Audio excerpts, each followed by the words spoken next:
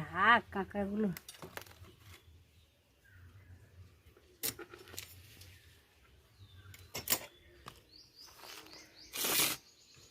এসো এদিকে এসো, হাঁ করে আছি, খেয়ে ফেলবে মনে হচ্ছে। ও বাবা,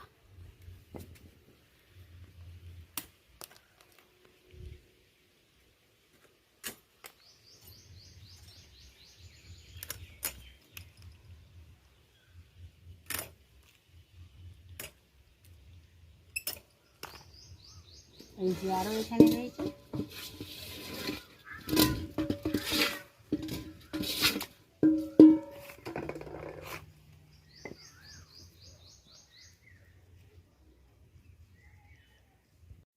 এই দেখুন বন্ধুরা, আজ কাঁকড়া রেসিপি করব। মাঝারি সাইজের কাঁকড়াগুলো দেখুন একেবারে পিঠ উঁচু হয়ে গেছে, ঘি ভর্তি, দারুণ দেখতে। ছোট সাইজের কাঁকড়া, খুব ছোট নয় খুব বড়ও নয়, সব কাঁকড়াগুলো মাদি কাঁকড়া, আর ঘি ভর্তি পুরো। তো এই কাঁকড়া দিয়ে আজ আমি একটা রেসিপি করব, ভিডিওটা শুরু থেকে শেষ পর্যন্ত দেখতে থাকুন। আর এগুলো দাঁড়াগুলো। তো কাঁকড়া ভাঙতে অনেকের ভয় থাকে, কি করে ভাঙবো, কেমন খাবো, ভাঙতে পারে না বলে খেতেও চায় না অনেকে। আমি দেখিয়ে দিচ্ছি। কাঁকড়াগুলো সব তো দাঁড়া ভেঙে নিয়ে চলে এসেছি। হলুদ ঘি হয়েছে, মাঝারি সাইজের কাঁকড়া। এবার কাঁকড়াটাতে একটা শক্ত কিছু দিয়ে আমি নোড়া নিয়েছি, দেখুন নোড়াটা নিয়েছি। তো এটা দিয়ে আমি ঠুকে ভেঙে নিয়েছি। তারপরে এই খোসাগুলো সব ফেলে দেব। ভিডিওটা ভালো করে দেখুন, দেখলে আপনারা সকলেই কাঁকড়া ভেঙে রান্না করে খেতে পারবেন, কোনো অসুবিধা হবে না। আর পেছনের দিকে যে এইটা থাকে, এইটাও তুলে দিতে হয়। পরিষ্কার হয়ে গেল। আর এইটা একটু কেটে দেব, এটা কেটে ফেলে দিলাম।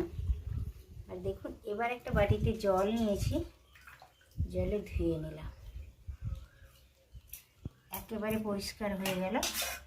এই দেখুন ঘিও হয়েছে বেশ ভালো, আর তার খোলাটার মধ্যেও ঘি রয়েছে, দেখুন হলুদ ঘি হয়েছে। এই যে হলুদ ঘি, বেশ সুন্দর হলুদ ঘি হয়েছে। নমস্কার বন্ধুরা, কেমন আছেন সবাই? গঙ্গাসাগরের বনেদি রান্না ও পরিবেশ ইউটিউব চ্যানেলে সবাইকে আমি নতুন একটা ভিডিও দেখার জন্য স্বাগত জানালাম। ভিডিওটা হচ্ছে, আজ আমি কয়েকটা বেশ কাঁকড়া নিয়ে নিয়েছি। এই দেখুন ছোট সাইজের কাঁকড়া নিয়েছি 7 পিস। খুব একটা ছোট নয় আর খুব একটা বড়ও নয়, একেবারে লাল ঘি, দেখে নিশ্চয়ই বুঝতে পারছেন কি দারুণ দেখতে। আর এই যে দাঁড়াগুলোও রয়েছে, পরিষ্কার করে রেখেছি, রান্নাটা করব। কাঁকড়া যদি আমি যেইভাবে রান্না করছি, কাঁকড়া তো কম বেশি সবাই খেয়ে থাকেন, আমি যেইভাবে রান্না করছি এইভাবে যদি একবার রান্না করে খান, কিন্তু কাঁকড়া খাওয়ার লোভ কিন্তু বেড়েই যাবে, ভীষণ ভালো হয়। ভিডিওটা শুরু থেকে শেষ পর্যন্ত দেখতে থাকুন, আপনাদের সকলের ভালো লাগবে, কাজে আসবে।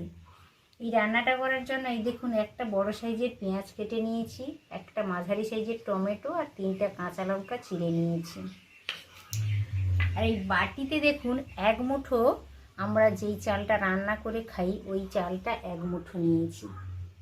আজ চালটা ভেজে নেব, ভাজার পরে চালটা গুঁড়ো করে এই কাঁকড়ার তরকারিতে দেব। আপনারা হয়তো অনেকে জানেন না যে চাল ভাজা দিয়ে যদি কাঁকড়া রান্না করে খাওয়া হয়, ঘিওয়ালা কাঁকড়া, তাহলে অসাধারণ লাগে। দেখতে থাকুন ভিডিওটা, এটা সম্পূর্ণ নতুন স্বাদের ভিডিও। 4-5 কোয়া কাঁকড়ার পরিমাণ দেখে রসুনটা ব্যবহার করবেন। আমি 3 কোয়া, বড় সাইজের 3 কোয়া রসুন আমি থেতো করে এনেছি। ফোড়নের জন্য 3টা ছোট ছোট এলাচ আর অল্প দারুচিনি কাঠ একটু থেতো করে এনেছি। আর আদা বেটে এনেছি, তাই 1 চামচ দিয়ে দেব। তো সমস্ত কিছু আমার দেখানো হয়ে গেছে, এবার রান্নাটা শুরু করতে যাচ্ছি, চলুন। উনানটা জেলে দিয়েছি, একটা কড়াইও বসিয়ে দিয়েছি উনানে। এক মুঠো চাল নিয়েছি, আপনারা কাঁকড়ার পরিমাণ অনুসারে চালটা ব্যবহার করবেন। চালটা একটু নাড়াচাড়া করে ভেজে নেব।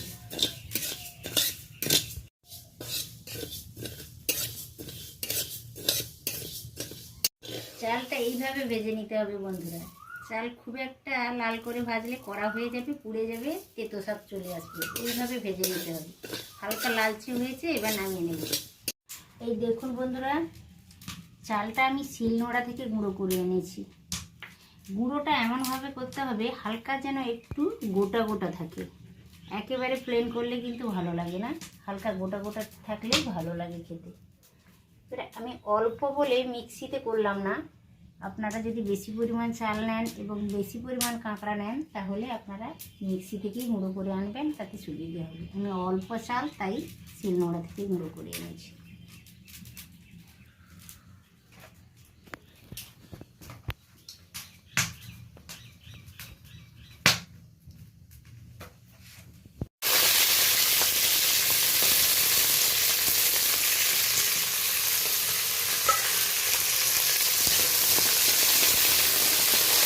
দানাগুলোকে একটু হালকা করে ভেজে নেব। দাঁড়াগুলো ভেজে নিলাম।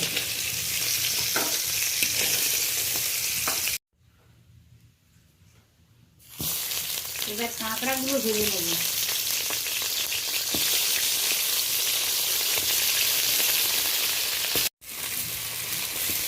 কাঁকড়াগুলোকে এইভাবে ভেজে নিলাম লালচে করে।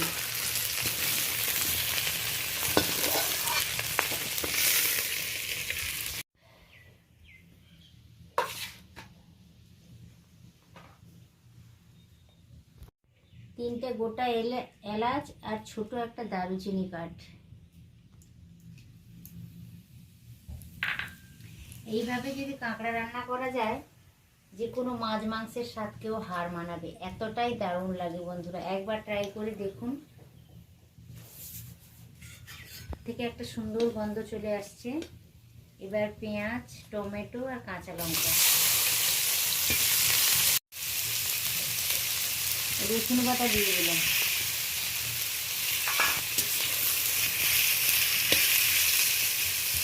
লবণটা দিয়ে দিলাম। পেঁয়াজ টমেটো তাড়াতাড়ি গলে যাবে, লবণটা দিয়ে দিয়েছি স্বাদ মতো।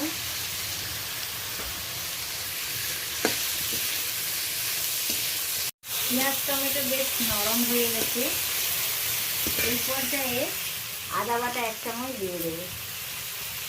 আধা চামচই দিলাম, কাঁকড়ার পরিমাণ খুব একটা বেশি নয়, আধা চামচের একটু বেশি দিলাম। প্রথম থেকে আদা বাটা দেওয়ার দরকার নেই, তাহলে নিচে বসে যাবে, মশলাটা ভালোভাবে কষানো যাবে না। এর 1 চামচ একেবারে অল্প 1 চিমটি চিনি দিলাম। চিনিটা ক্যারামেলাইজ হয়ে সুন্দর একটা কালারও চলে আসবে, কাঁকড়ার স্বাদটাও ভালো আসবে। পেঁয়াজ কাঁচা লঙ্কা টমেটো বেশ ভালোভাবে আদা রসুন দিয়েছি, ভালোভাবে কষানো হয়ে গেছে। অল্প গরম জল ব্যবহার করব।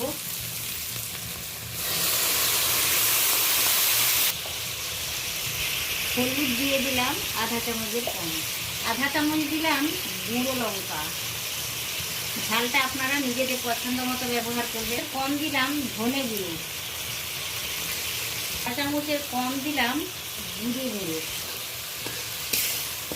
মশলাটাকে ভালো করে কষিয়ে নেব। মশলাটা একেবারে রেডি হয়ে গেছে, হালকা হালকা তেলও ছেড়ে দিয়েছে।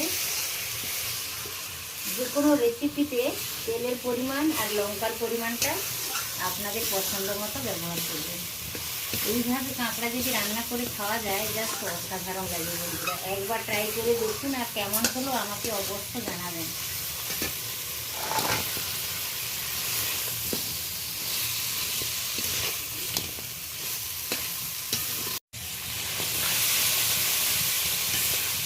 মশলার সাথে ভেজে রাখা কাঁকড়াগুলো দিয়ে দিয়েছি, একটু নাড়াচাড়া করে নিলাম।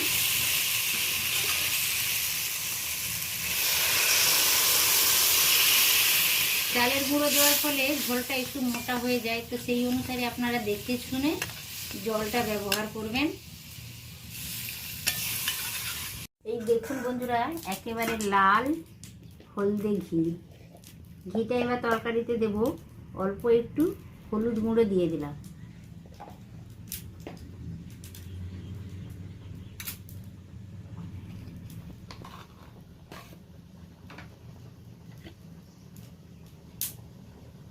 অল্প 2-4 ফোঁটা সরষা তেল দিলাম। এবার এটা ভালো করে একটু নাড়াচাড়া করে নেব। এখন তরকারিটা একেবারে টকবক করে ফুটছে, এই সময় আমি ঘিটা দিয়ে দেব। অনেকে ভাবে এইভাবে যদি ঘি দেওয়া হয় তাহলে এসুটে গন্ধ করবে, কিন্তু মোটেও না। হলুদ আর লবণ আর সরষা তেল 2-4 ফোঁটা দিয়ে যদি এইভাবে দেওয়া হয়, ঘিটা খুব টেস্টি হবে, গোটা থাকবে, খেতে ভীষণ ভালো লাগবে। হালকা করে একটু নাড়াচাড়া করে নিলাম। তরকারিটা কিন্তু অনেকটাই হয়ে গেছে। এবার কিন্তু চালের গুঁড়োটা দেব।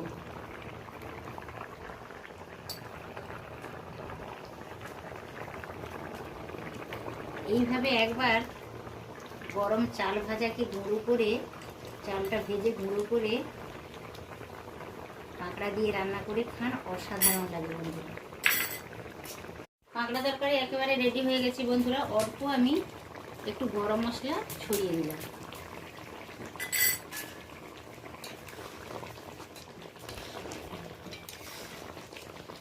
হালকা ঝোল থাকতে এটা নামিয়ে নিতে হবে। নামানোর পরে কিন্তু অনেকটা টেনে যায়, তো ঝোল ঝোল থাকলে দারুণ লাগে।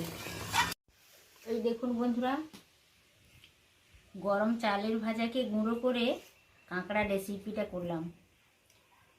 এইভাবে ট্রাই করে দেখবেন, আর কেমন হয়েছে আমাকে অবশ্য কমেন্টের মাধ্যমে জানাবেন। এক নতুন ধরনের কাঁকড়া রেসিপি আজ আপনাদের সাথে শেয়ার করলাম। এতদিন তো আমরা খেতাম, কিন্তু আপনাদের আজ আমি দেখিয়ে দিলাম। এইভাবে করে খান, ভীষণ ভালো লাগবে। রেসিপিটা একেবারে রেডি হয়ে গেছে। ভিডিওটা যদি আপনাদের সকলের ভালো লাগে তাহলে অবশ্যই একটি লাইক দেবেন, পরিচিতদের মধ্যে শেয়ার করে দেবেন, আর ছোট্ট ইউটিউবারের চ্যানেলটি অবশ্য সাবস্ক্রাইব করে রেখে দেবেন বরাবরের জন্য। আবারও দেখা হবে অন্য ভিডিওতে। আপনারা সকলে সুস্থ থাকুন, ভালো থাকুন, ভালো খান, সাবধানে থাকবেন। আজকের মতো টাটা, নমস্কার।